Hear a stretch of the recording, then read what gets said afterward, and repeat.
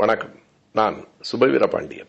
ஈரோடு மாவட்டம் நல்லாம்பட்டி என்னும் சிறு கிராமத்தில் ஆர்டிஓ தலைமையில் நடந்த சாதி சமாதான கூட்டத்தில் சின்னச்சாமி என்னும் ஒடுக்கப்பட்ட தமிழன் எழுந்து துணிவாக, இனிமேல் நாங்கள் எவரிடத்திலும் போய் இழவு சொல்ல மாட்டோம், எந்த சாவு வீட்டிலும் பறையடிக்க மாட்டோம் என்று கூறினார். அன்று இரவு அந்த சின்னச்சாமி ஒரு கிணற்றில் பிணமாக மிதந்தார். இது யார் கொலை செய்தார்கள் என்பதை காவல்துறை கண்டுபிடிப்பதற்கு முன்னால் அது எப்படி நடந்திருக்கும் என்று எவர் ஒருவருக்கும் மிக எளிமையாக புரியும். அந்த சின்னச்சாமியின் உடலை பொது சுடுகாட்டில் புதைப்பதற்கு கூட ஆயிரக்கணக்கானவர்கள் கூடி நின்று எதிர்ப்பு தெரிவித்திருக்கிறார்கள்.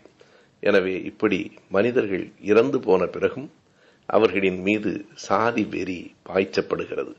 இந்த சாதி வெறியாட்டம் நம் கன்னங்களில் அறைகிறது.